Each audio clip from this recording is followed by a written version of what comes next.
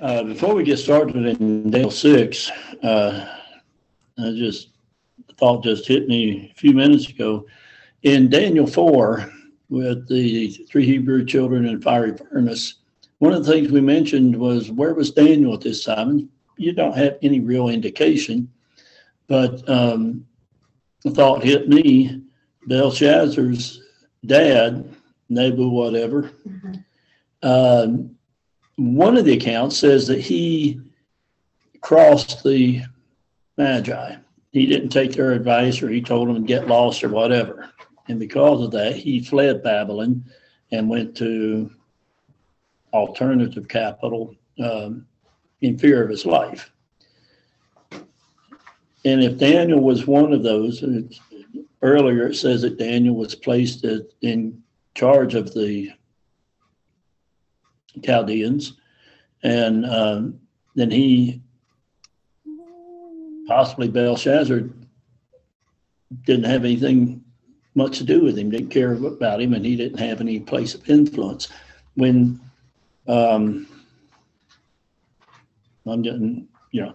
when Belshazzar had his big party, it was for the nobles, and maybe Daniel wasn't part of that crowd anymore. Maybe he was there in Babylon, but he was just not part of that in crowd that was invited to the party.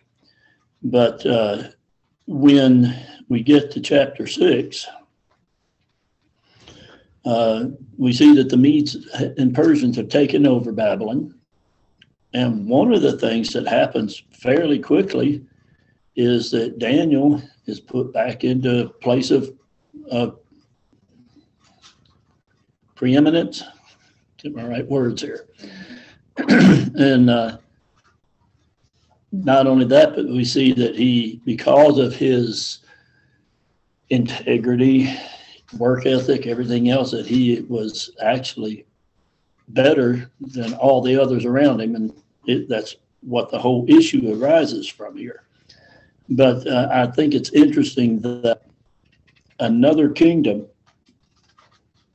comes into power, and Daniel had such a reputation, such a good reputation, probably worldwide in the then known world, and maybe even further than that, that Cyrus or Darius called on him, said, "Come, I need your help. I need your help to get things back together again." That's kind of some things I thought of to put this into place. But let's read the first two verses. It seemed good to Darius to appoint 120 satraps over the kingdom, that they should be in charge of the whole kingdom, and over them 3 commissioners, of whom Daniel was one, that these satraps might be accountable to them, and that the king might not suffer loss. We find that this king probably followed a similar pattern that Nebuchadnezzar did in setting up a very organized government. And he set it up in such a way that he didn't have to worry about day-to-day business affairs for the kingdom. These 3 guys were going to take care of it, and all these 120 others would answer to them. And it's kind of like Moses, when all the people were coming to Moses when they came out of Egypt. "Oh, you need to go ask God about this and about this and this." And Moses' father-in-law said, "What are you doing? You need to set up an organized system that they take care of their small issues and only bring the big ones to you." And so this is kind of what Darius was doing.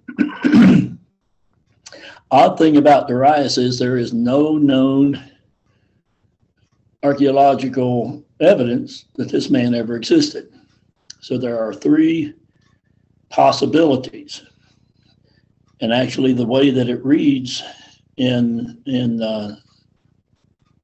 scripture, even at the end of, no, it's not there, a couple places in Daniel, it reads Darius, and it could be interpreted or otherwise known as Cyrus.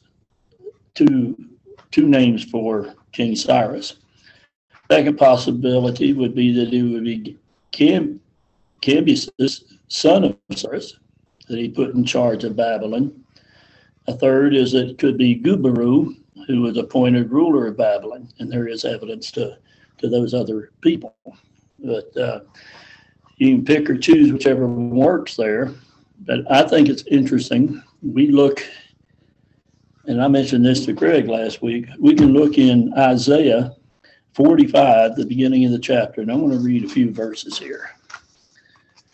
And this is written by the prophet Isaiah 200 years before Cyrus ever existed.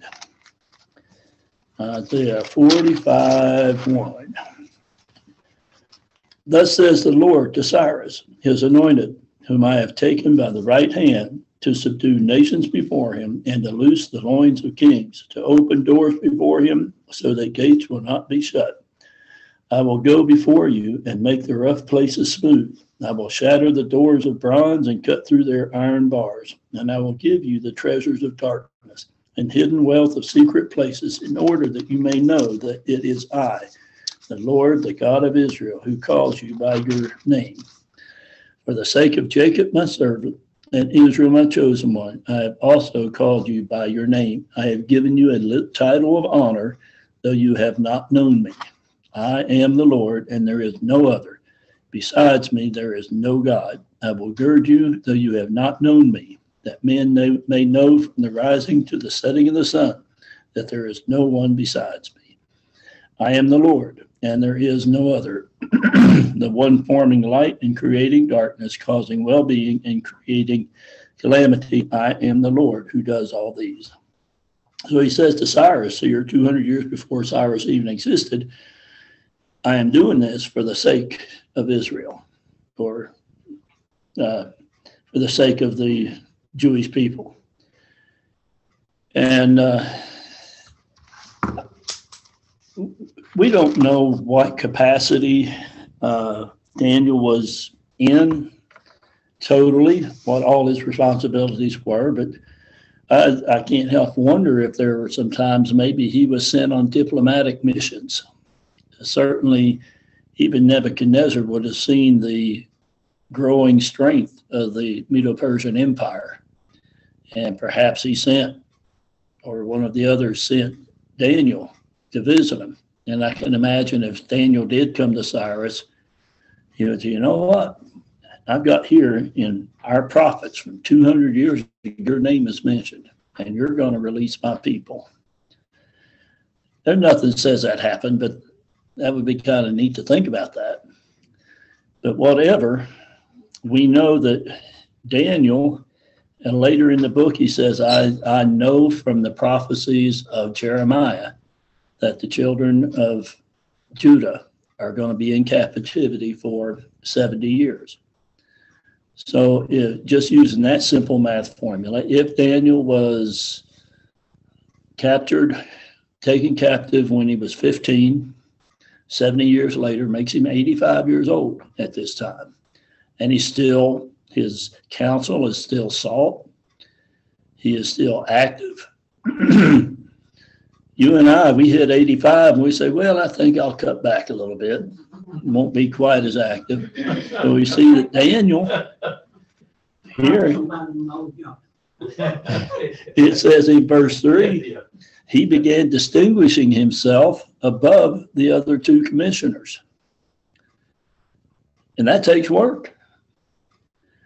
It goes on, and the reason is that he possessed an extraordinary spirit, or another interpretation of that would be there was in him an extraordinary spirit, and the king planned to appoint him over the entire kingdom. What kind of a spirit is this? We know that it's the Spirit of God, but what is included in this? What kind of personal characteristics would he have had? Faithfulness, not just to God, faithfulness to his king, whoever that king may be. There's a lot of things, trustworthy, Okay. loyal, and those are words of faithfulness, integrity. Then you think of he had to have some sort of discerning skill Mm-hmm. to. I mean, you think of organizational ability and leadership ability. I mean, all that kind And of certainly by this time, coalesces with. he always had wisdom. God had given him wisdom, but imagine what it was at this point in his life. Yeah. Yeah. Work ethic. Work Yeah. ethic. Tim Ramsey pointed this out to me years ago. They've done research, and when you are voting for a leader, president, or whatever, if you are looking for a spouse, there is number one thing, and you write off a list of 10 things you're looking for. The number one thing always is integrity. You want somebody that you can trust, someone that will do their job and do it to the best of their ability, not waste time, not steal, all that personal integrity. And I've had to talk to my kids this week, some in PE, about it, because they're just at that age where they're just back and forth all the time. And we talked about cheating. They can't play a game in PE without cheating because they've got to win. And we talked about that. But I can see that Daniel was just absolutely loaded with integrity. Just think all the time he had spent probably 50 years or more in public service. And when these guys went to dig in his closet to find a skeleton, they couldn't. How far do you have to dig with our politicians today? You gotta be careful what I say, right? We don't have to very much. Yeah, I think one of the things I find interesting in this, and I was thinking this the other day, is that Daniel saw kingdoms come and go, but Daniel stayed. Yeah. And they just stood out in my mind. It's like Daniel was the consistent. His faithfulness, integrity was the consistent thing. Yeah. Amidst fluctuating kingdoms that affected so many different people. Yep. Another thought came to me, or I read, whatever. It could have been Darius's effort to call Daniel in as a part of bringing in the old guard, because he was coming in and conquering a nation, and there were still outlying parts of this empire that they hadn't totally conquered yet. So he's pulled in some of the old guard that people knew and respected, and using him to bring unity. But whatever it is, Daniel was just absolutely amazing. You would love to work for somebody like Daniel. Daniel could have overthrown several empires himself without being suspected. And that's something we don't have in modern culture, especially, in Western politics. If you have the power to overthrow, you're going to automatically do that from within. It's going to be a coup. Daniel could have set his people free, working from the inside. He had that kind of authority. He had the power. Nobody would have questioned it. But Daniel knew 70 years had to be played out because God had already said that. And Daniel trusted God. He said, we do the same thing. We try to accomplish something in our own power and it falls flat on the face. And Daniel just knew that he could only trust God and trust God to do it all. So these guys, then the commissioners and satraps, before that, the last phrase of 3, the king planned to appoint him over the entire kingdom. And I just saw planned. He didn't do it yet. And these other guys said, if we're going to get him, we better get him fast before he gets even more powerful. And so in verse 4, it says, then the commissioners and satraps began trying to find ground of accusation against Daniel. They could find no ground of accusation or evidence of corruption. He is in a place of authority that he could have skimmed just a little money off, and he would have been a very, very wealthy man. I'm sure he was already. I'm sure that Nebuchadnezzar took care of him. And then they said, we cannot find any ground of accusation against this Daniel unless we find it against him with regard to the law of his God.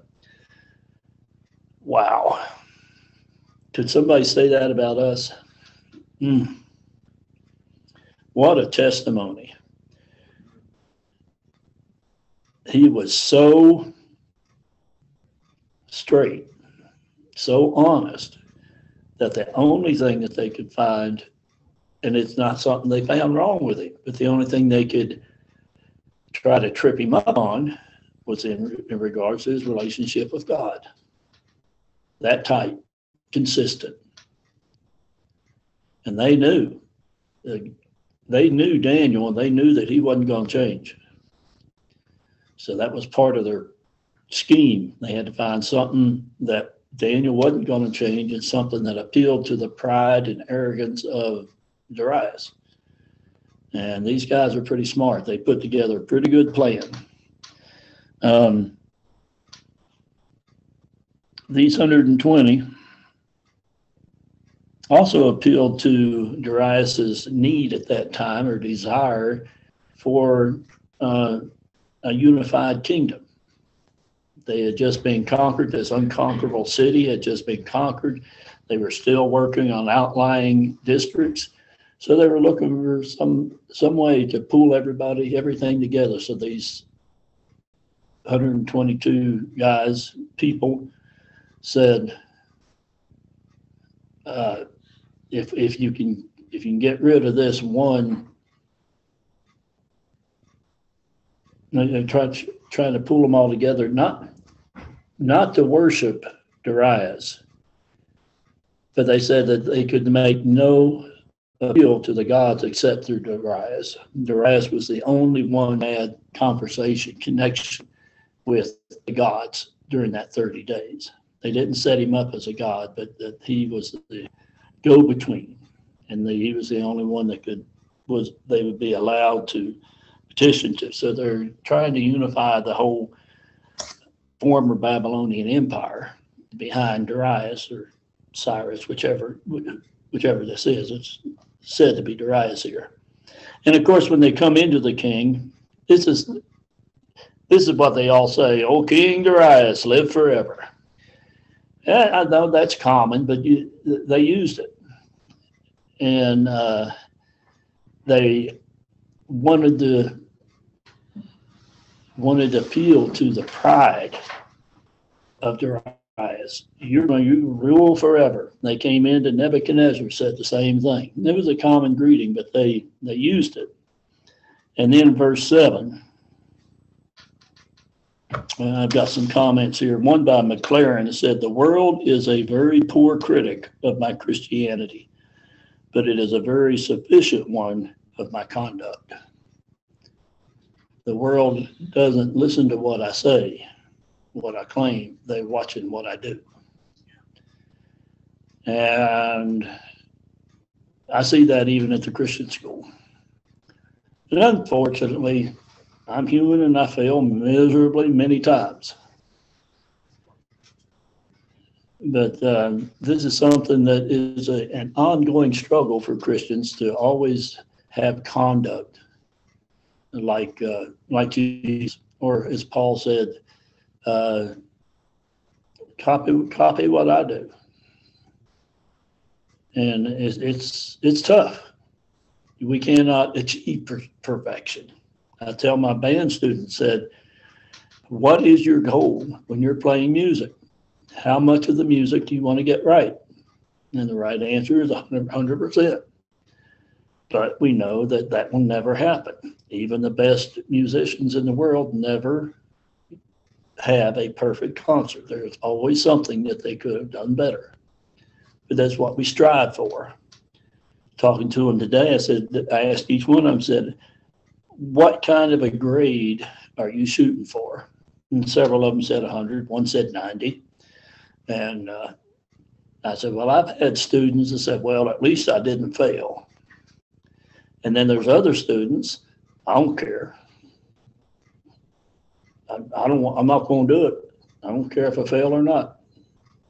And we had one boy that came to a club that we had out at camp, and he was part of the what do they call those boys that are students that were thrown out of school because they couldn't do anything with them in the alternative learning. Yeah. And this boy told me, he said, "All I want to do in life is get on disability, lay around on the couch and raise my coon dogs. That's my goal in life. And sure enough, that's where he ended up. But it would be to have this reputation that people would say that person can be trusted. Wow, that would be amazing.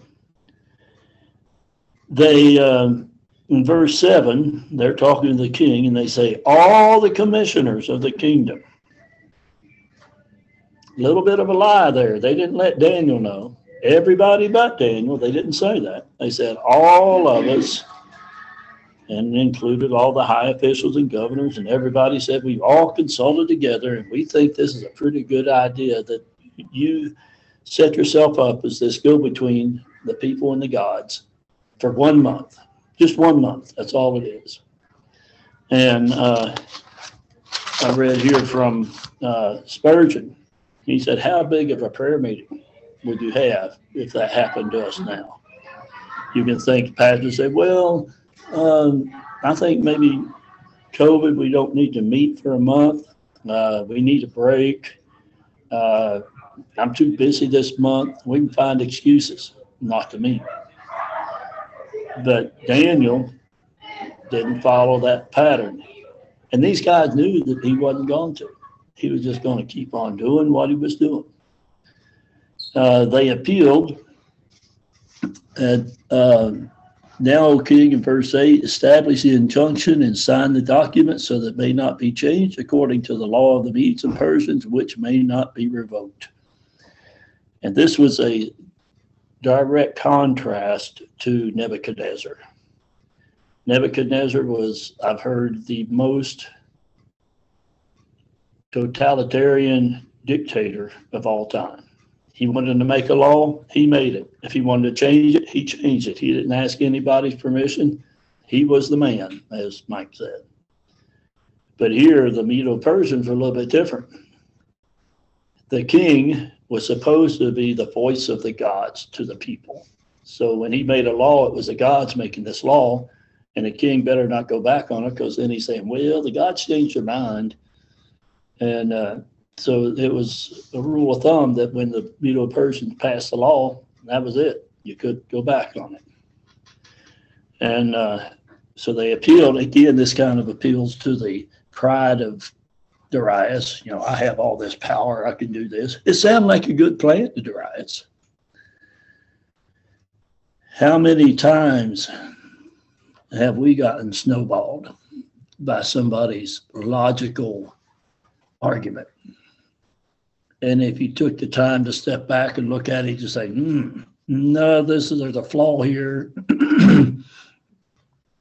When I was in college, one of my favorite classes was, I forgot what it was. What do you call it when you learn how to argue? Forensics. Forensics. Debate. No, yeah, but it's math. It's a math class, and all lawyers have to take it. Logic. Yes, that's one of my favorite classes. And one of the simplest thing is, if A is equal to B, if B is equal to C, then A is equal to C. Okay, so lawyers have to take this so that they can support logically their arguments. But there are ways that you can circumvent this. Like, we had to work out a problem, and I managed to do it in 27 steps. It took 26 for the teacher. And he ends up saying 1 is equal to 0. If you substituted the numbers in. But when you go to find out, at one point you were dividing by 0, which is not possible. So it's an illogical argument. But I found that class interesting. And these fellas have snowballed Darius with a logical presentation. Let's pull the country together. Let's have everybody just appeal to you as the one and only leader and go between us and the gods. And so Darius signed the document. And then Daniel heard about it. what did he do? He said, "Oh, I better watch myself." Nah. Verse 10, he says, he entered his house, and down his roof chamber, windows open toward Jerusalem, and he continued kneeling on his knees 3 times a day, praying and giving thanks before his God as he had been doing previously. He continued. He didn't say, well, I'm going to show these guys, and made a big show of praying. He didn't cut back. He didn't add to. He just continued doing what he had always been doing. We see that he prayed formally 3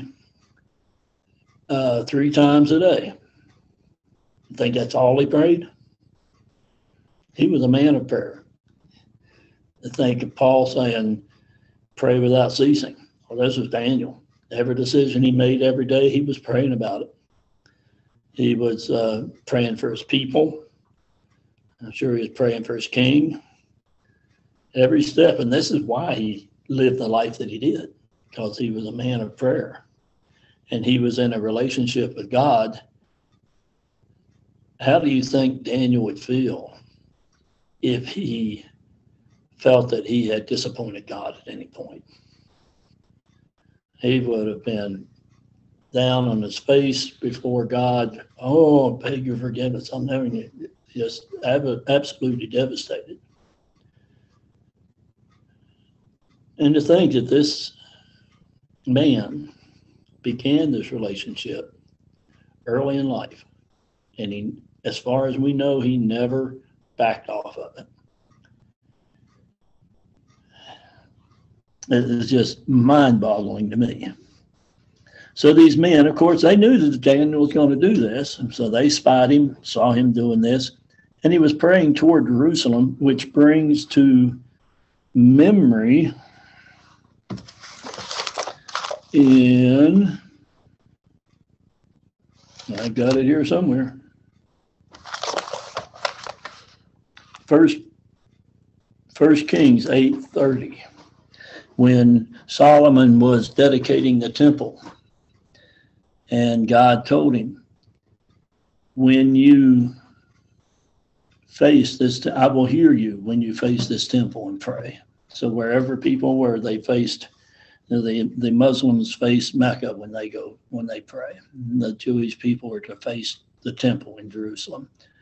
And so it was west of Babylon, and this is where the window was, where Daniel, I bet you he didn't rent this place. I bet you he built it, and he had that window made for that purpose. I wanted to face Jerusalem. I want to pray to the temple of my holy God. And so they come to the king, and they remind him, didn't you sign this thing here? And the king said, yeah, I did, and it can't be changed. And then they popped the pill here. Daniel, how long do you think it took King Cyrus to figure this thing out?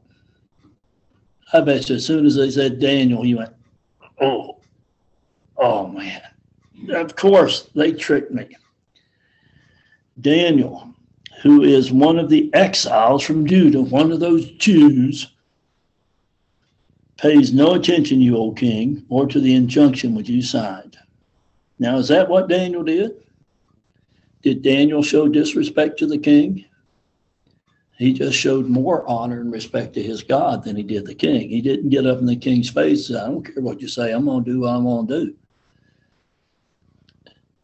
But again, they misrepresent things to back up their argument.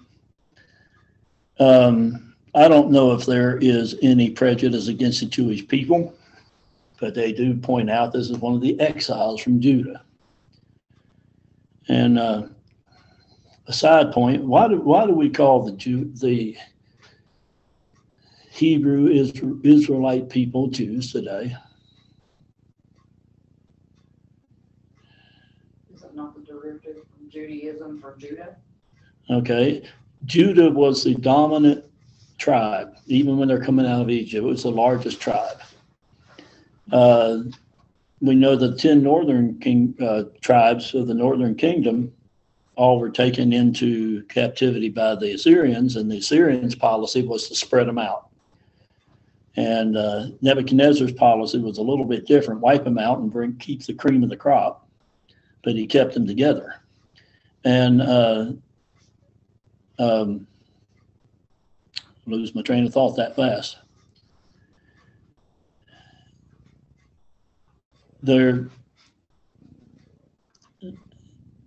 was a strong, and Jewish people have been, okay, that's where I was. It was the tribe of Judah primarily that was taken captivity by Nebuchadnezzar. And when they came back, it was the tribe of Judah, and they became known as Jews because of that. Another thing we know from last century, prior to World War II, the Jewish people in Poland and Germany were very wealthy. They weren't allowed to own property. There's a lot of things they weren't allowed to do, but they were allowed to be bankers. And so what they did very well, and they became wealthy, and that created a lot of jealousy. And that's another reason why Hitler was so easily persuaded people to go against them.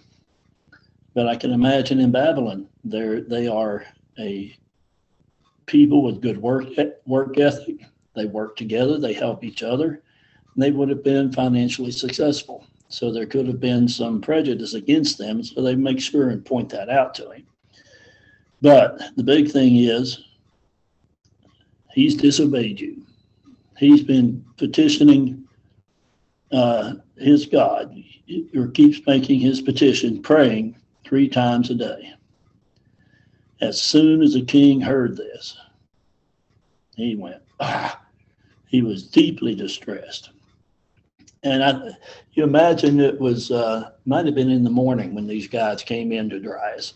It had happened they went and saw Daniel praying the evening before.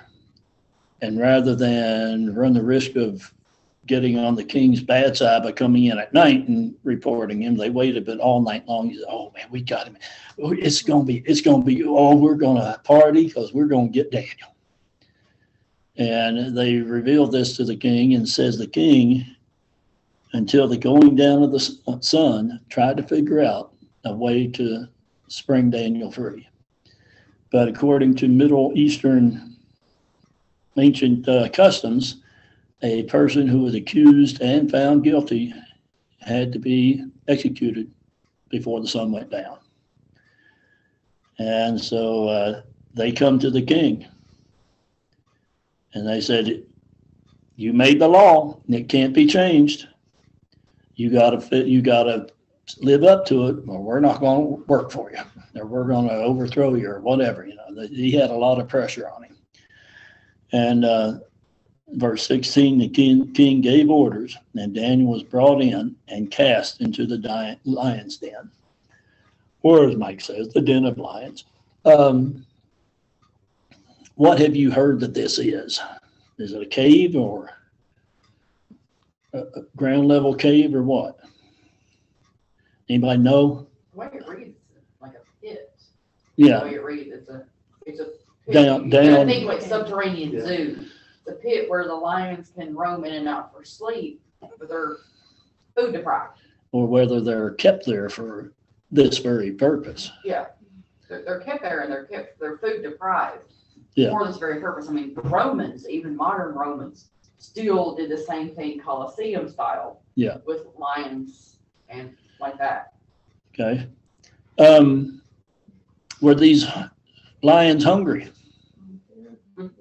It proves it in the aftermath of all this, that the other folks that were thrown into it were devoured and broken into pieces before they even hit the floor. They were hungry. And again, my mind likes to imagine, so I can imagine that this 85-year-old man, 80, whatever he is, thrown down, and I'm sure it's not a big old pillow there that he's landing on. He's going to break some bones. Those lions going, "Arr! Got you. I got you." And the lions jumping up and catching him in their paws. Or it could have been the angel that did it. Whatever. we don't know how the angel, all it said is the angel, like later Daniel tells Darius, the angel came, a singular, I said angels, singular came and shut the lion's mouth. Something I find interesting here is that God was already in the pit. He didn't wait until Daniel hit bottom. He said, okay, I'll save you. He was already there preparing the way for Daniel. In our own lives, when we run into our own den of lions, God is already ahead of us, preparing the way out. Is that Paul talks about when we face temptation, that God has already planned a way out. Yeah. And how many of you know what nettles are? Okay. We've all run into it in the woods, and when you're in shorts or something, it just eats you alive. Well, right next to the nettles, a plant that looks very similar to it is jewelweed, except instead of the sharp edges, they're lobed edges, and it has that orange or yellow flower in the fall on it. But you can take jewelweed and you can crush it and you can rub it on that, and it'll take the sting away. It'll do the same for poison ivy. It won't clear it, but it'll take the itch away. So when God allows a trial, he will provide right next to it a means of escape. Often it looks very similar. We have to have the discretion to know which one is which and to take the way of escape. God provides object lessons in nature all the time. And Darius says to Daniel, your God. He doesn't say my God. So we kind of know, just like Nebuchadnezzar, where Darius sits spiritually. Your God, whom you constantly serve, will himself deliver you. A testimony so strong that the king realizes, you're going to be okay, Daniel. Your God's going to deliver you. And he said that you serve constantly. So Daniel's testimony is so strong that even in the face of this, the king had to do what he had to do because he had signed the decree. But he knew your God is going to save you. And then, of course, they brought a stone, put it over the mouth of the den, and he sealed it. He sealed it to protect Daniel in two ways. To protect Daniel's friends, and I'm sure Daniel was a man of influence. He had a lot of friends that would have gladly come and tried to save him, protect him there, but also the two other commissioners and satraps, they knew Daniel too and said, well, and just in case his God does save him, we need to go in and make sure he's dead. And so that protected him from both sides. And the king went to his palace. Daniel slept great. The king didn't. What a turn of events. It said his sleep left him. You ever had a night like that? I've had lots of them. Doesn't seem to matter what you do, you just cannot get to sleep. Just imagine Daniel shaking one of them hands to the side and laying on his head over. Yeah.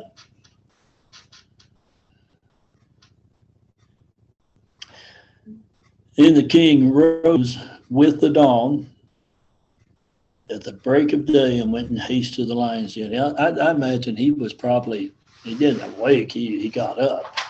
He didn't say he woke up, he said he arose. It was probably before sunrise because he wanted to be there at the pit as soon as he could see anything. And he got there. Do it. Real quick. Yeah. There's something that you'll see that's changed, and the ruler went in haste. He hurried. You don't hurry as a ruler for anything or any reason. And this was a man, like he was running like his hair was on fire to get to Daniel. He's used to people running to him. Or he would send somebody to run for him. If he was nervous, he'd be like, I wonder about somebody would run do it. But he took his insomnia And I mean, the way this talks, you know, before sunrise, he's up and gone. He could have very well have been in his bedchamber clothes going down. Because he was in a hurry. You want to talk about pride? He was so worried about Daniel, he didn't think about anything else. When the other leaders sprung that trap, who was Darius angry with? Was he angry with them? Mm-hmm. He was going to be. He was probably more angry with himself. Mm-hmm. Why was I so stupid? Why didn't I see the trap that they were setting? And yeah, he's now. I just know that Daniel's okay. I've got to go there. This is the only guy that's got my back in the entire world. He's got to be here. Yeah. He's got to be okay. Yeah. So he comes through the den and he says in a troubled voice, Daniel, servant of the living God, has your God, whom you constantly serve, been able to deliver you?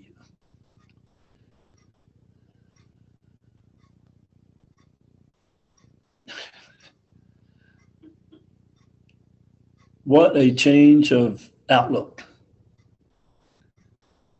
Yeah, he's still the same as Nebuchadnezzar, worshiping many gods, but he sees and he knows from what he knows about Daniel and Shadrach, Meshach, and Abednego that this God is real. And I don't know if this is a rhetorical question or not, whether it demands a yes answer or whether he really wants to know, are you still alive? I think he was expecting him to. And Daniel said, O king, live forever. Same phrase.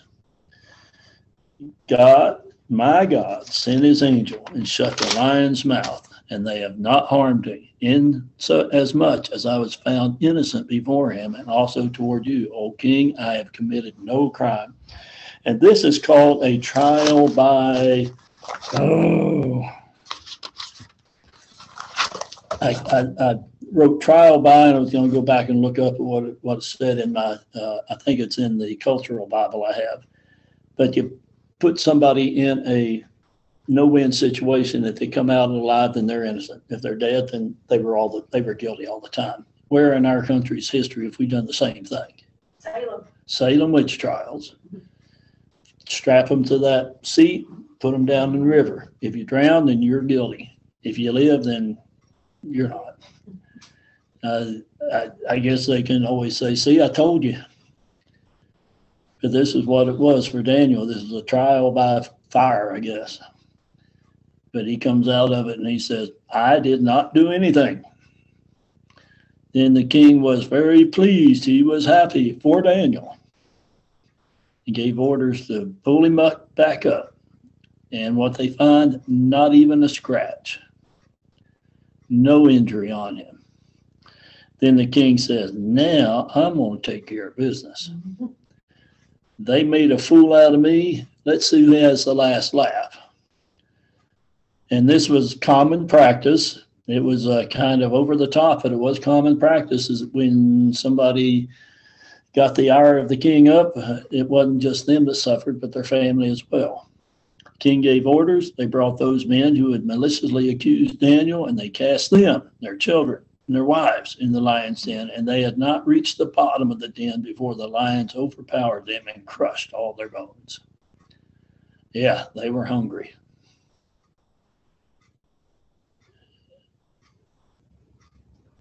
Justice has its day.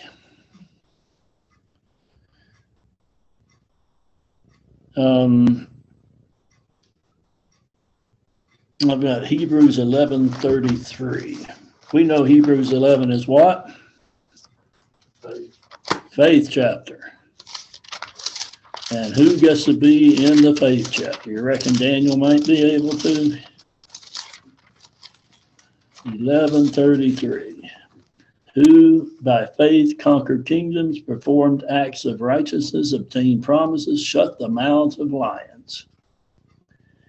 He said he talked about Abraham and others, and he said I could go on and on and on about those men of faith. And what about these? And talks about different ones. And of course, that is associated with Daniel.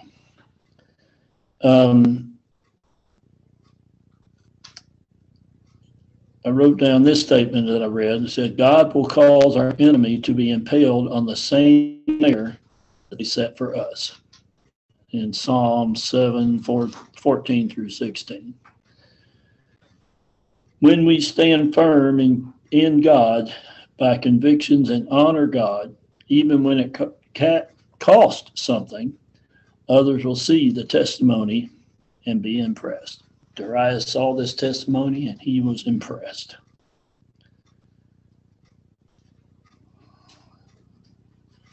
Can't make that out. Can't read my writing.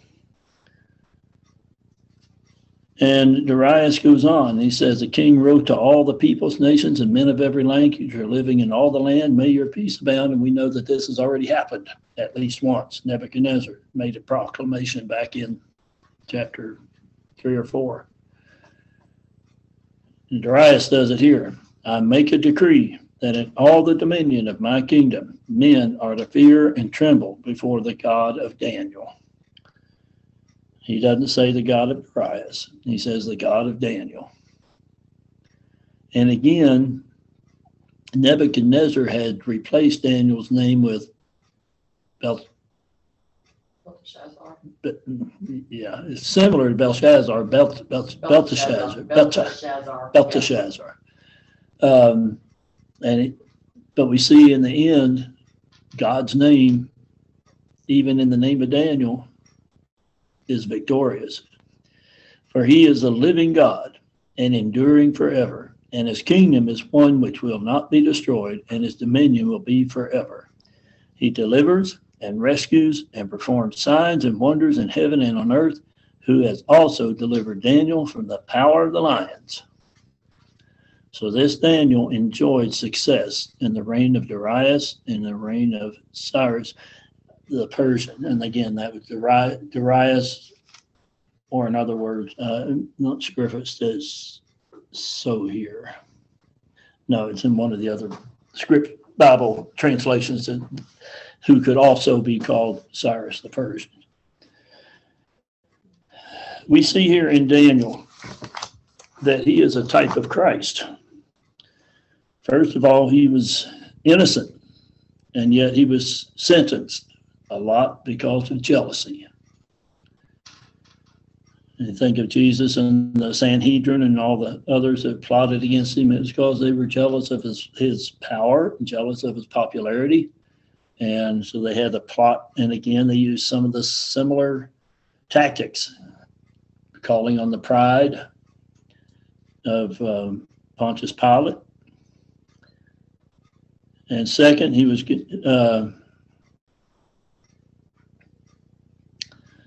I read it, condemned enemies.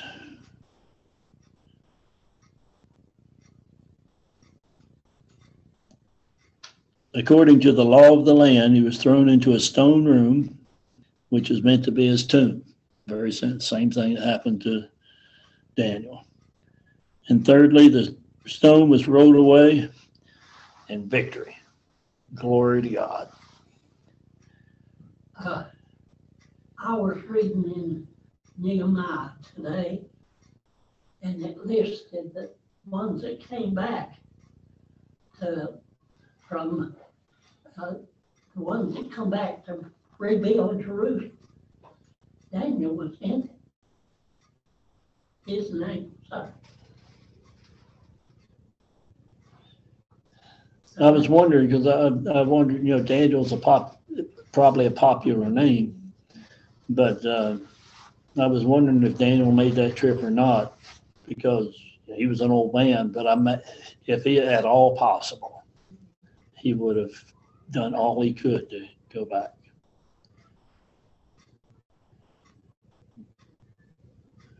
What a time to live, from seeing your family destroyed, being taken captive, everything taken away from you, to going to be placed second. Yeah, not third in power of the kingdom. He was going to be placed second in power in the kingdom, only under Darius. And it's all because he was faithful to God, wasn't faithful to himself, faithful to any of the kings, although he was. His first and foremost, his faithfulness was to God. One of the things that just strikes me with what the king decreed, it was his observation of Daniel and his faith/faithfulness, because they both go together. It reflected the very nature of God. The king concluded a right theology of the nature of God. He's living, he endures, his kingdom cannot be destroyed. He rescues and saves his people, performs miraculous signs, and he rescued Daniel. It was his faith, Daniel's faith, that reflected his God. So of all the kings that Daniel worked for, this one probably came as close as any to that you could say would be in heaven now. He came to the right conclusion of the nature of God, whether he embraced that. What is it? Whoa, it's there. If one person totally gave themselves over for God to use them, they could change the world. Here's an example. Well, you point this thing, if you look at an application standpoint, you say, okay, what is it when people say the faith of Greg, what do they see? What does it reflect back to? It should. Yeah. What does it reflect back the nature of God? What is it saying about God, if that's who I'm claiming to serve? I can imagine if there was any remote possibility that I would have any kind of faithfulness. If people say, look at the faithfulness of Donnie, I said, yeah, that's right. Look at it. Daniel said, it's God. But think about it. Daniel didn't take credit for it either. My God. Daniel could have said, I'm right, but he didn't. He's like, it was his God. Daniel didn't seek the revenge. No. The revenge wasn't Daniel. He didn't seek the glory either. There was no glory to be sought. That is so foreign to us. It is. We want self-satisfaction or vengeance. Wow. So that's what it means to be in a right relationship with God. Makes you say, think I'm a little short. Makes you say, where have I been? Yep. Now this concludes the stories of Daniel. Starting in chapter 7, we get in the second half of Daniel, which is about prophecy. And I know Donnie said he got Daniel out of the lion's den, or the den of lions or whatever. I knew he was not responsible for that personally, but nevertheless, and I appreciate that. Thank you, Donnie, for doing that. And we were talking about this on Sunday, and I said it earlier. The other day, I sat down and read through from Daniel 7 through Daniel 12, and hyperventilated by the time I got to the end, because this is interesting stuff right here. I mean, it's tough stuff, and particularly as you get over into that where he said, seal this up. This is not for now. So Donnie says we're not in the end times because it's still sealed up and we don't understand it now. I'm glad he said that. I hope he's right. But in this case right here, we're looking at chapter 7 is a companion chapter, chapter 2. So if you remember chapter 2 is the vision of the big, huge man, right? He had a head of gold and chest of silver and so forth and so on and so on. And there were 4 of those. Well, here we have these fantastic animals that show up in chapter 7 in Daniel's vision. And they're representative of that same sort of thing. The difference is, and this is from Lennox, this is his comment, which I liked a great deal. He said, in chapter 2, you're talking about the worth of things, right? The head of gold and how gold is the, very precious metal. And then we went to silver, and silver is, and then into bronze, and bronze was a very important metal in that period of time. There's a reason they call that the Bronze Age. And then, of course, finally iron and all the things that happened. with that. Well, here we have these animals, and this is a totally different perspective. And I don't want to say that the statue was, I don't know what the right word is, benign, if you will, but the animals sure aren't. And you see it in a hurry here. Pardon me. So we're going to have another look at the four kingdoms. And we know what the kingdoms are, right? We know the first kingdom is Babylon. The second kingdom is the Medo-Persian Empire, which was the successor to them. And then Greece, and then finally Rome. And so this is the same look until you get to the Roman Empire, and then it's a whole different deal, really. But I just thought there were animals everywhere, you know. And we were talking about this earlier. Actually, Eliza was talking about it. Can you imagine how Daniel must have felt when he had this vision and he knew this? You know, this wasn't an ordinary dream. You know, this wasn't the pizza he had for supper. It was something else altogether. And he says it had a very significant effect on him personally. He had a hard time dealing with it, and even to the point where he felt physically ill for a long period of time. I mean, it was something that was very serious. So we're going to take a look at this vision and kind of work through it.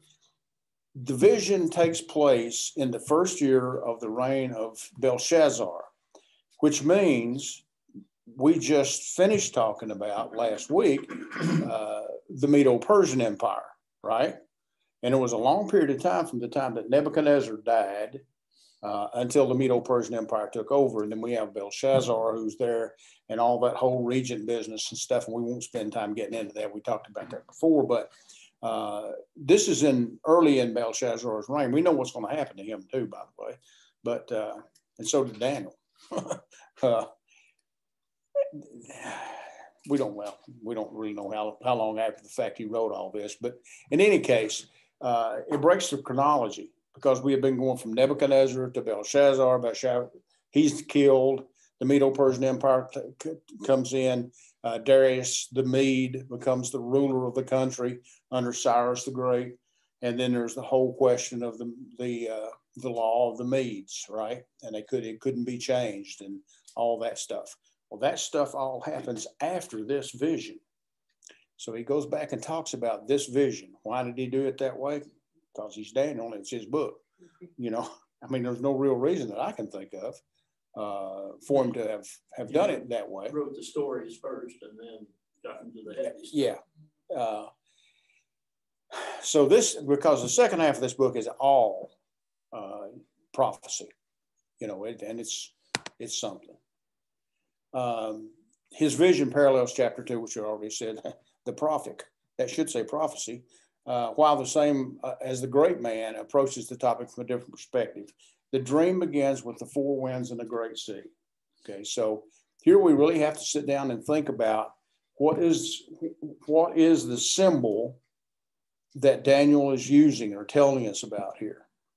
Well, the winds are probably not as significant as the sea, even though they're there and they stir the sea up, right? That's what the scripture says here. What does the sea represent? Mass of mankind. Mm-hmm. And because we see that in Revelation, don't we? We see that he talks about the sea a couple times in Revelation, actually. But we see it in other places as well. So the sea here represents the mass of mankind, and they're in chaos. And out of the sea, meaning out of mankind, these animals come. So they're not supernatural, even though they're fantastic. Does that make sense? Yep.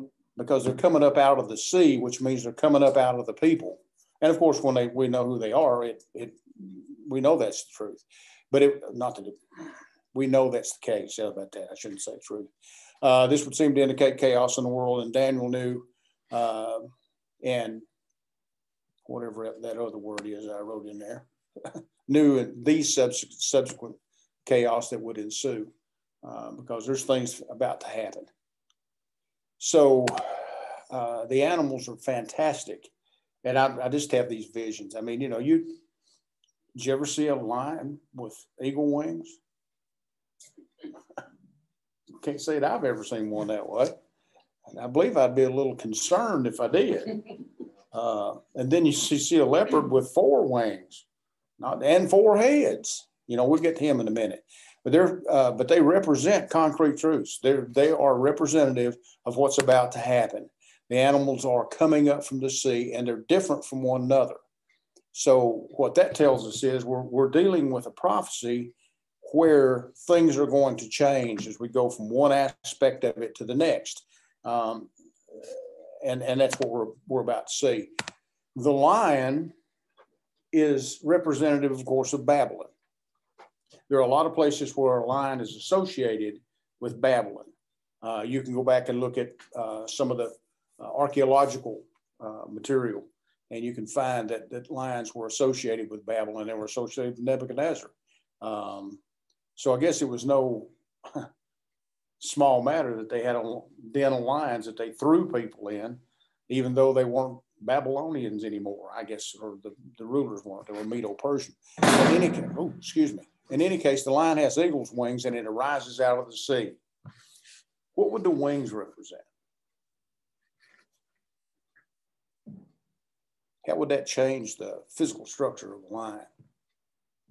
Or what abilities, I guess, and maybe it's a better way to ask that question. What abilities would a lion have if he had wings? Speed. I'm sorry? Rise above. Could rise above, right? Speed. I'm sorry? Speed, yeah. It means he can get from one place to another in a hurry, right?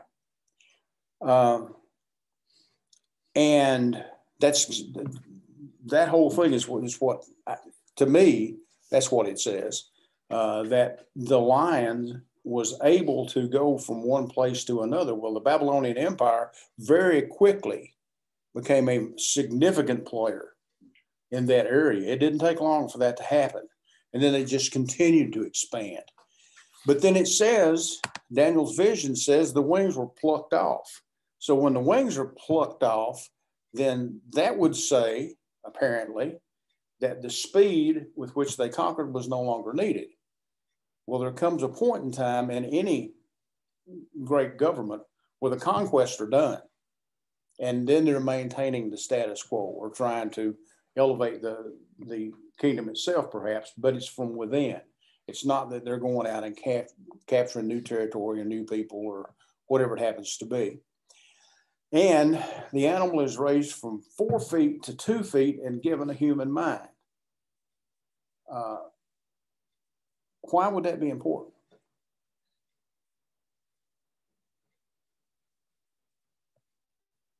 This is not a rhetorical question.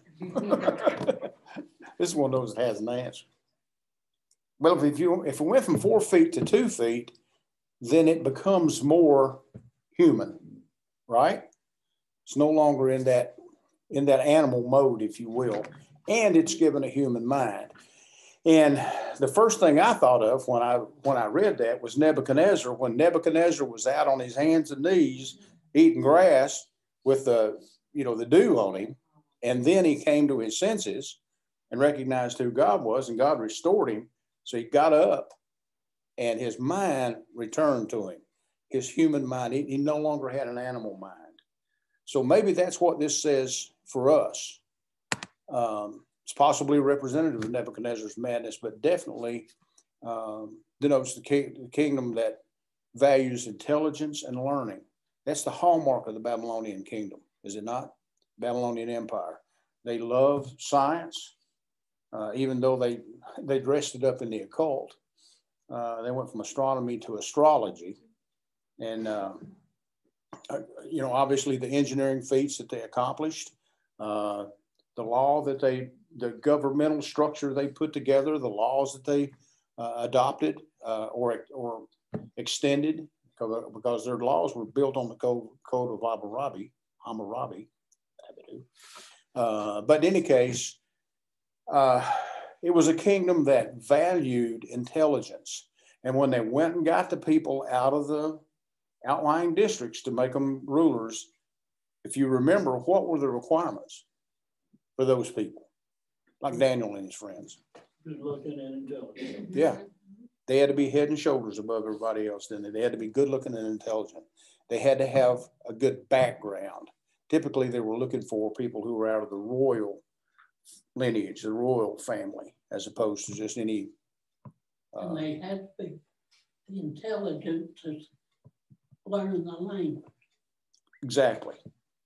And so that's all very important to the Babylonians. And really, you see the Medo-Persians do basically the same thing. They sort of carry this out if you go back and look at history. The scripture doesn't really tell us a lot about it, but and as I said, as previously seen, this would describe the Babylon of Nebuchadnezzar. Unfortunately, not, or I don't know if it's unfortunately, but not the Babylon of Belshazzar. Things had gone to pot by the time he took over. This eagle-winged lion could also represent the lion being the king of the beast and the eagle being the king of the air. Mm-hmm. The total whole package. dominance that Nebuchadnezzar had. And then when the eagle wings were plucked off, it could have been the lesser, the fading kingdom. Yeah. Good. That's and that would be also a characteristic, wouldn't it? Because we know what happened with the Babylonian Empire. I mean, it went, and which is typically what happens to empires of all kinds. But in any case, the lion is representative of Babylon, just like the head of gold was representative of Babylon, right? And Nebuchadnezzar, actually. And the lion's replaced by the bear. I found this rather fascinating. He's raised up on one side. I'm not sure I know what raised up on one side means exactly. I know what it probably what the ramifications are, but looks like one side's bigger than the other. You know, I don't know. There's notes here in the NIV said the bear raised up on one side refers to the superior status of the Persians. Yeah. In the Medo-Persians. Yeah, exactly. And so there were, in any case, yeah, we'll get to that in a minute. But the bear was raised up on one side and three ribs were in its mouth. So the three are representative of three kingdoms that were conquered, including Babylon. And they also did that with Egypt, and that would all change, but and there were others as well. The command is given to arise and devour much meat. In other words, to take over everything you possibly can. And we know the Medo-Persian Empire did that. And it was the Medes were preeminent, or were the Persians? Persians. Okay, because I got the Medes, and that's just me. That's my opinion. The bear appears to refer to the Medo-Persian Empire. It was not an empire of equals. So, other than the fact that I'm wrong about which one was preeminent, the coalition was such that the Persians were preeminent. But in any case, one group was more eminent than the other. And that's the whole thing about the raised up one side and the three ribs. And, you know, you can get as deep into this as you want to. And I have to fight that desire to get down in the, you know, in the minutia of what this is all about. I'm sorry? Iran, Persia is Iran now? Yes, it is. Where is Lydia? That was the third conquest. Where is Lydia? Lydia was, if I remember my geography correctly, it's toward Greece, down in that area there. But that was the third of the three empires they talked about. We can look that up. Somebody Google that. Where's that? Seriously. You've got service, or you can get Wi-Fi tonight. All right, let's see. One moment, please. This is what I used to do with kids all the time. This says Lydia was in 546, Babylon in 539, and Egypt in 525. It says it's actually, which is what I thought. And you know this is right. It's from Wikipedia. I know everybody hates Wikipedia, but they do have some good stuff in there from time to time. Depends on who wrote it. It was an Iron Age kingdom in Western Asia Minor, located generally east of the ancient Ionia, in the modern Western Turkish provinces. So it would have been south of Greece. But in any case, that's where they were. The Medo-Persian Empire was large, very large, and it wasn't as large as the Greek Empire would be for a small period of time or a short period of time. But it was a large empire. What characteristic did the bear represent? Well, the bear represents the strength, the fact that it has a voracious appetite because it's said to rise and devour much meat, and the fact, of course, that one side of the bear is stronger than the other, but it has replaced or displaced, if you will, the leopard. I mean the lion. Sorry. And the bear, because I'm sitting here looking at this, the bear is replaced by the leopard, but it's a little tip of the slung there. But in any case, when we look at the leopard is really a fantastic animal. It has 4 wings, as opposed to the bears, to the lions 2, not the bears 2, and 4 heads. And the leopard is representative of the Greek Empire under Alexander. So let's talk a minute about the Greek Empire. The Greek Empire, as is pertinent here, began with Philip of Macedon, who was Alexander's father. And he had a large following, if you will. He built a large army, but he was never able to have the kind of success that Alexander had. But he positioned Alexander and really his other sons and the leaders of his army to be in a place to be successful. Alexander swept through the world. I mean, his conquests were just unbelievable. He was in charge of a vast army, including elephants. You know, I mean, they were the best of the best. It was the best equipped, best trained army in the world at its time, and it worked with lightning speed. Alexander died young. Okay. In theory, some people say he died of this or died of that, but the evidence points to the fact that he was assassinated, that he was poisoned. Now, we don't know that conclusively, but he was 33 years old when that happened. So he had conquered the known world by the time he was 33 years old. And that in and of itself is just a massive undertaking. The Greek culture became the culture of the land. The Greek language became the language of the land. The Greek gods became the gods of the land, right? I mean, it was just, it just inundated everything. It was just interwoven everywhere. And Alexander had 4 generals.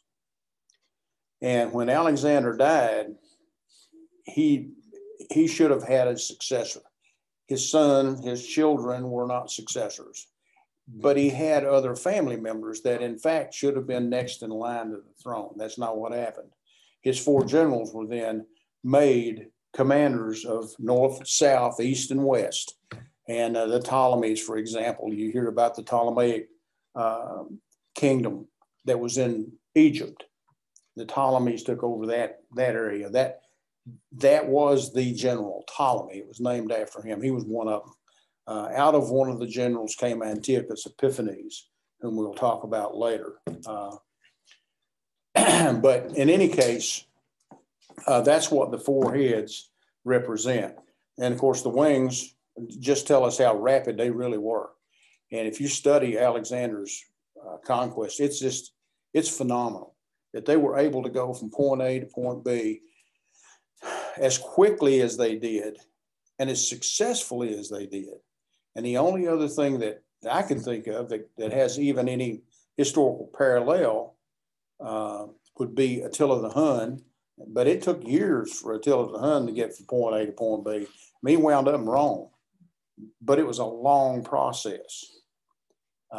or the Blitzkrieg, if that's pronounced correctly, from World War II with the Nazis, when they just rolled through countries.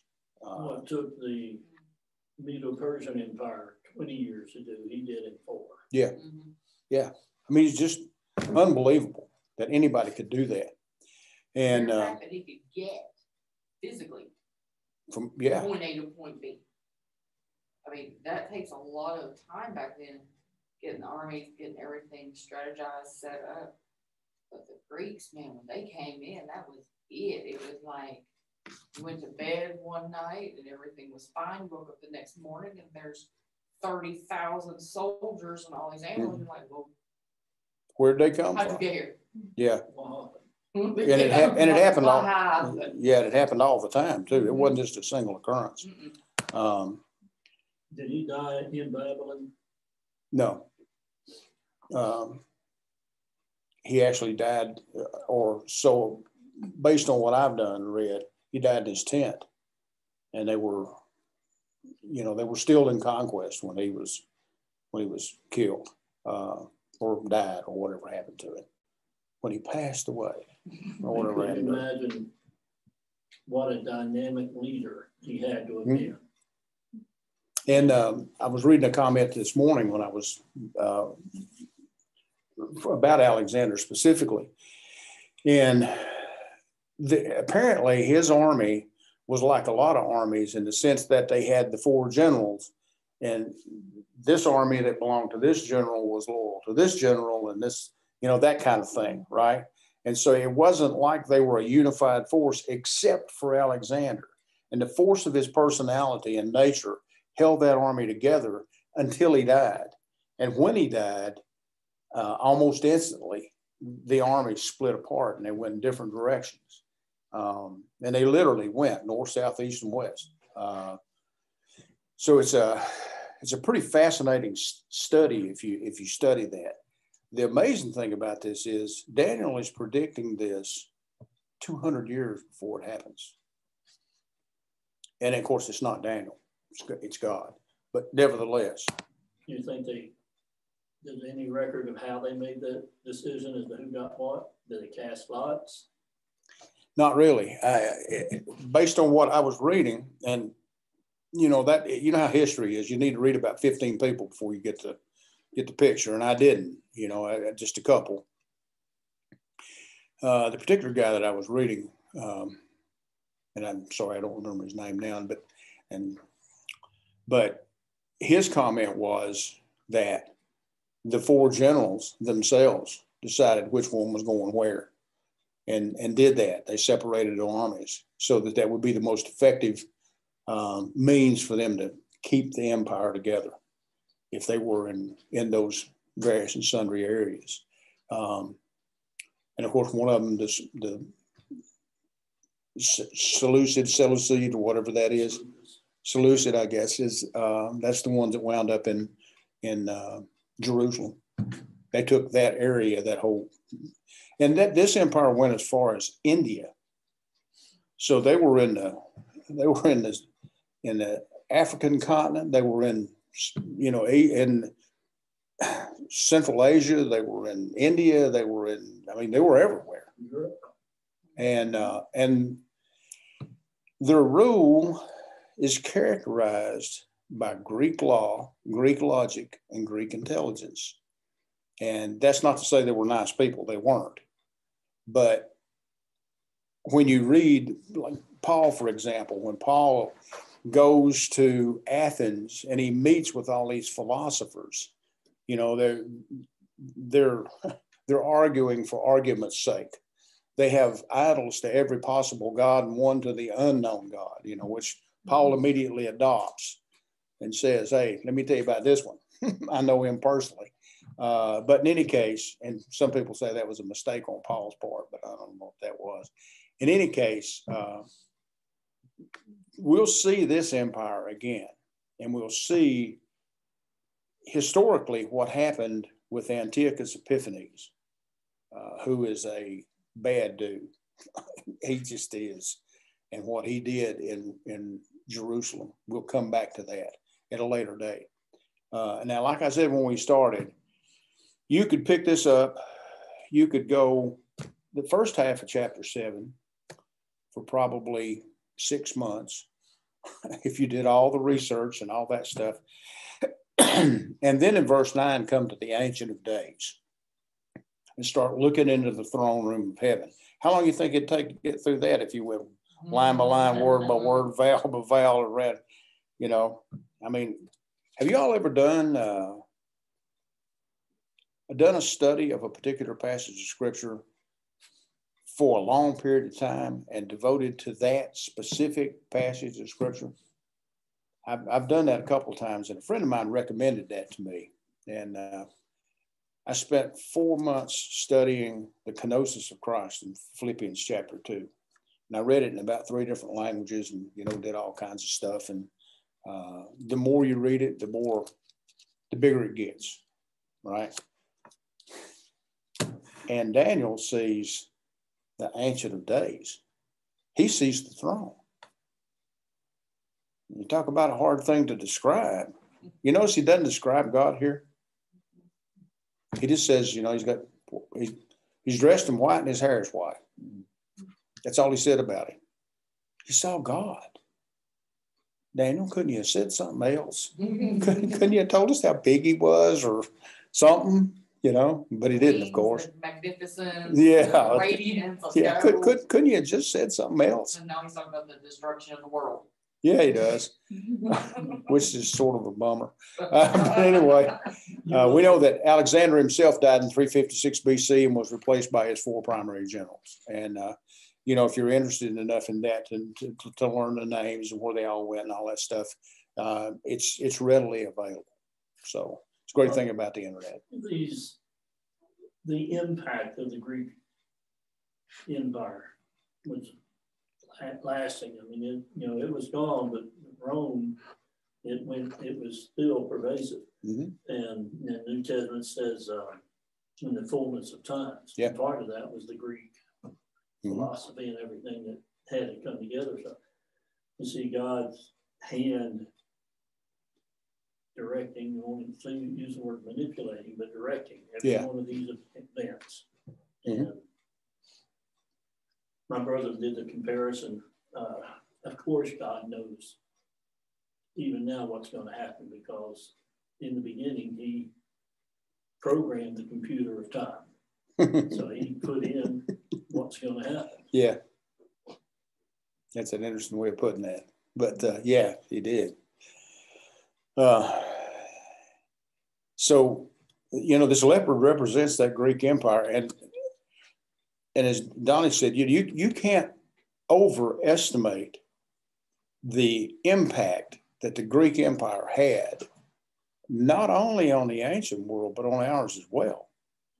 And everything that the Romans did, apart from all their warfare, is modeled after and stolen from the Greeks, including their gods.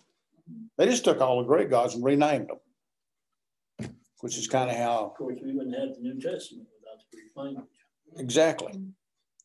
So it's just amazing how, and the keynote, if you remember, we said when we first started, the keynote of Daniel is the sovereignty of God.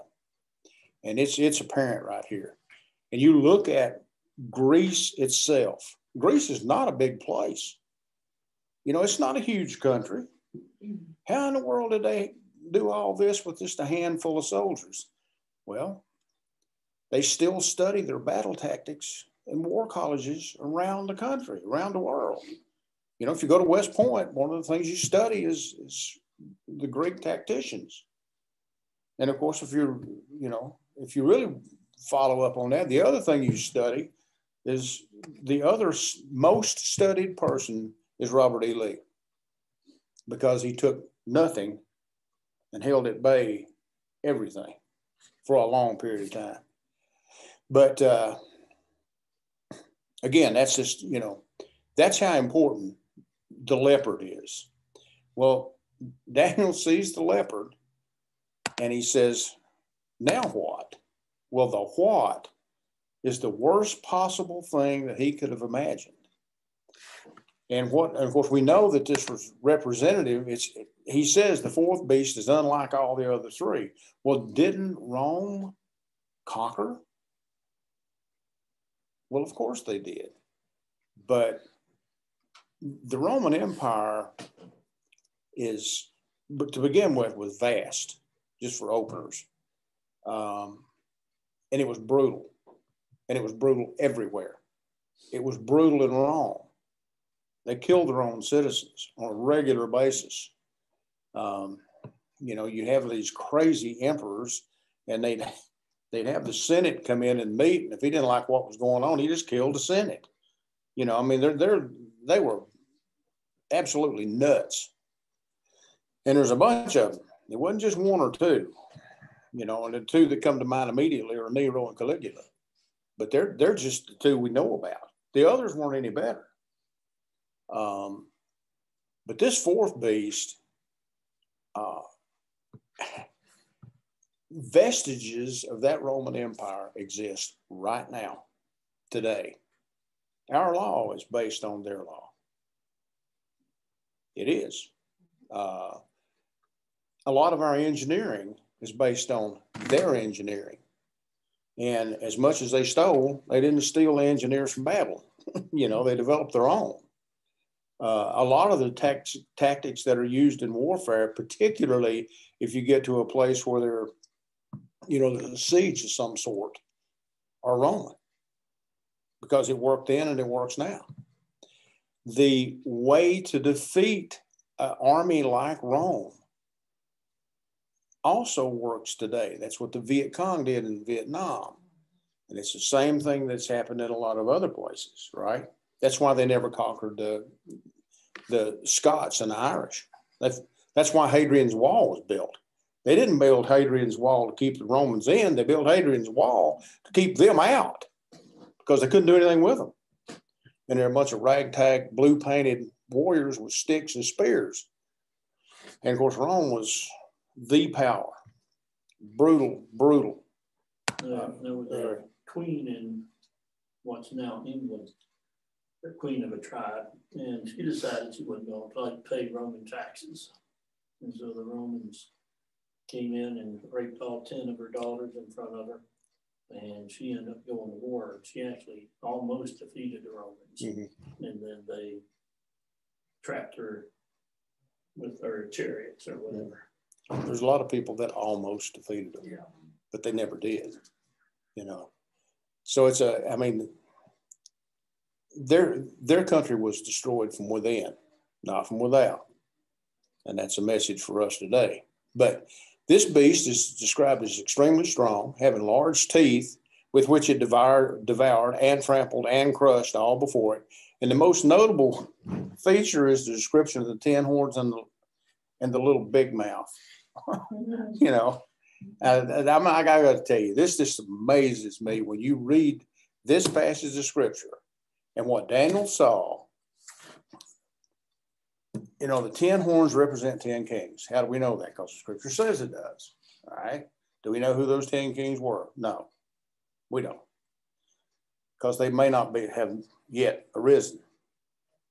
There's a lot of speculation about what's going on and what the Roman Empire means in today's terminology, in today's world, and it's speculation. What we do know is that, and we know this from Revelation, don't we, Donnie, that Rome is going to play a pivotal role in this whole coming kingdom. They just will. So 3 of the horns is plucked up, rooted out, destroyed, whatever you want to call them. So 3 of the kings are gone. The other 7 apparently willingly give their authority to the little big mouth horn, Now we know who that represents, of course, right? That's the Antichrist. And it just, so here's this character that's saying all this stuff and makes war against the saints and prevails against them. Now that's totally foreign to Daniel's nature. Daniel knows what happens when you have a powerful enemy come in. He knows firsthand. up close and personal what happens when that happens to your country. But this is unlike anything he's ever seen. So this is not the norm. And here's this little horn full of a big mouth and lots of eyes. What do the eyes represent? Well, kind of all seeing, if you will, right? I mean, there's a lot of things you can plug in that blank. But what we know about this thing is that it's constantly, first of all, warring against the saints, and secondly, blaspheming God. And Daniel has got to be looking at this and saying, how can this be? I've been delivered. I came out of the lion's den. I lived a successful life. Shadrach, Meshach, and Abednego were in the fiery furnace, and they were delivered. And God's looking out for our people. And he's going to say in a couple of chapters, 70 years are up. We're going to go back to Israel, right? And the Medes are going to make that happen. So he's going to be able to go back. And that's where, the whole rebuilding of the wall and all the rest of that stuff comes in from Nehemiah. But in any case, this also foreshadows a coming kingdom. Now, right here is about 6 months worth of study, or more, or lots more, actually. But what we know about what's coming is that it's going to look like what's been here, only more. And if you look at the Roman Empire and the good things that they did, because there were good things that they did, they built viaducts and roads, and some of the roads are still being used in England today. They're driving on them, or cobblestone, which is amazing, right? Some of the viaducts are still there. Some places they still carry water after 2,000 years. But the foundation is rotten. That's why there are clay and iron mixed feet. The foundation of that whole empire is rotten. And it's not going to stand. But it is going to be successful for a period of time. And this character comes into the throne room of God, right? And Daniel's already seen, he says, that throne's got fiery wheels, and there's fire coming out of it, and it looks like a river going down, and there's thousands upon thousands that are ministering there, right? Serving. Well, if you take 1,000 times 1,000, that's 1,000,000, right? And it's the judgment scene. And he says, there are myriads upon myriads, is what the New American Standard says. The New King James says 10,000 times 10,000. Well, 10,000 times 10,000 is 100 million. And that's just the people that are standing there ready to be judged. And up pops this character and starts running his mouth and blaspheming God. And can't you just picture that scene? And God says, done. And I just can't, it's hard for me to understand. But while the little horn speaks blasphemies and wars against all that's good, judgment is coming. And it had to be hard for Daniel to watch this and know that there were millions of martyrs, good people, who were killed for no reason other than the fact that they were believers. And it happens every day, every single day in our world right now. And it's coming to us. Now, hopefully we won't be here. Is there any indication to Daniel that many of these killed will be Jews? Not really, not that I can find, not in Daniel, but we know they will be because of what we read in Revelation and other places. But we know that Daniel's focus shifts to the throne room of heaven. Is it ever, does it fascinate you the way it fascinates me? Maybe I'll put it that way. You hear people talk about meeting angels. I've met angels. I've seen angels. I had warm glows and all that. Every time you find somebody meeting an angel in the scripture, they wind up slain in the spirit, right, Jeff? I mean, they're on the floor every single time. And when in one of these pronouncement situations, the only time I can think of that where angel showed up and the fellow didn't fall out was Abraham when he was sitting in his tent door, right? And these guys were on their way to Sodom and Gomorrah. But maybe there's another or 2 or 3 or 12, I don't know. But most of them, you don't see that at all. And he sees the throne. He sees the Ancient of Days. In attendance are thousands upon thousands who serve him, and myriads upon myriads standing in judgment. Is this the great white throne judgment? Could be. Could be.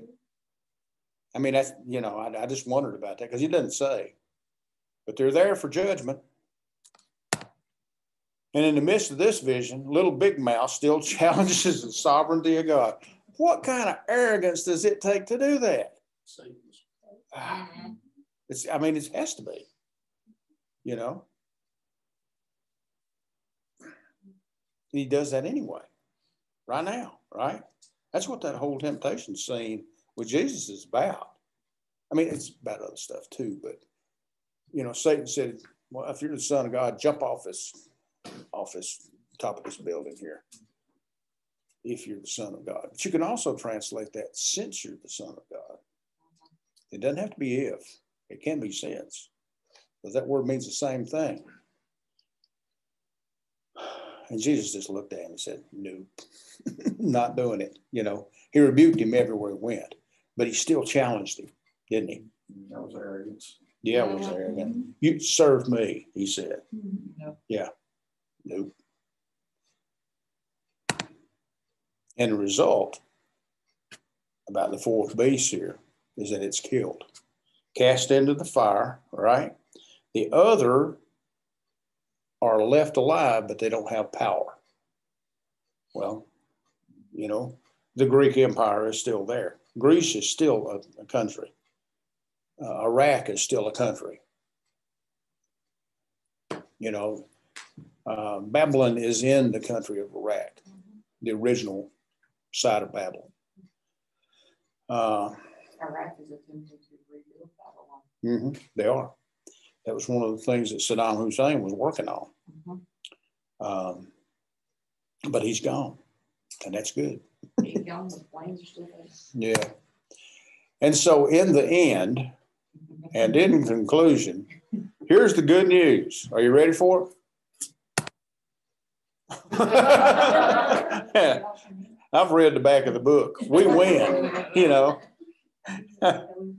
That's what I always said to students about checking answers in the back of the algebra book. You know, go to the back of the book. It's back there for you. There's a reason they put that in there. I've read the back of the book and we win. And then we had a little discussion about Revelation. But hard times are coming. And we're going to see more and more of this as we go. Chapter 8 really is a companion chapter to chapter 7, because it's specifically talking about what we're seeing in chapter 7, which is a companion chapter to chapter 2, which is the story of the big man, the vision, right? And then it seems to me, as I read through here, that 9 through 12 kind of go together naturally. And we'll see what happens in those areas as well. The last time that I taught in the book of Daniel, I did it in a Sunday school class at Hickory Grove. And it took us about 6 months to go through this. And then we went to Revelation. We spent 18 months in Revelation. And it was a great study, but it's sobering. And it's always, it always brings pause to me to know that not so much that Christians will be persecuted. We're promised persecution, right? That's what Scripture says. Jesus said, in this world, you'll have trouble. You'll have persecution. what bothers me is that so many lost people are going to be destroyed in the middle of all this. And, you know, some of them are my friends and my family. And you talk and talk and talk and talk and live and live and live and live. But ultimately, it's their decision, you know. But if this didn't do anything else for us, it ought to really make us, and when I say that, I'm talking about me personally, but it really ought to make us aware that we need to be about the Father's business. Somebody asked Martin Luther, how often do you witness to the unsaved world? And he said, every day. Sometimes I use words. And, you know, he talks cheap. Proof of the pudding's in the eating. You know. So we're called to be that person. When they talked about the faith of the early church turning the world upside down, it was because of who they were. The Roman emperors didn't know what to do with them. What do you do with people that aren't afraid to die? You can't control them. What are you going to do with them? And I always think about Jim Elliot's quote, he is no fool who gives up what he cannot keep to gain what he cannot lose. That way now. I'm sorry? The Arabs are that way now. They don't care. Mm-hmm. We had so much trouble. See, they walk in front of me because they, oh, well, that's what is going to happen. So, yeah. So they don't believe nothing. True. I want you to know I really struggled with this, to know how detail oriented to be, you know, because I told a pastor friend of mine when I was at Hickory Grove, if you're looking for somebody that teaches the word a half-inch deep and 1,000,000 miles wide, I'm not that guy. That's not who I am. I would rather spend time with 3 words and understand them as 300 and not have a clue when you finish. But in any case, this is a preview of coming attractions. We know that the Medo-Persian Empire is done. It's finished. The Babylonian Empire is done. It's finished. The Greek Empire is done. It's finished. The Roman Empire still is with us. And it was with us until way up in the Middle Ages as an empire, right?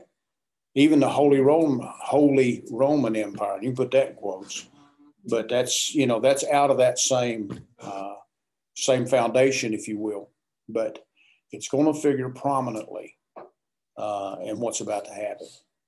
And by that, I don't mean chapters 9, 10, 11, and 12. I mean the time we live in. Because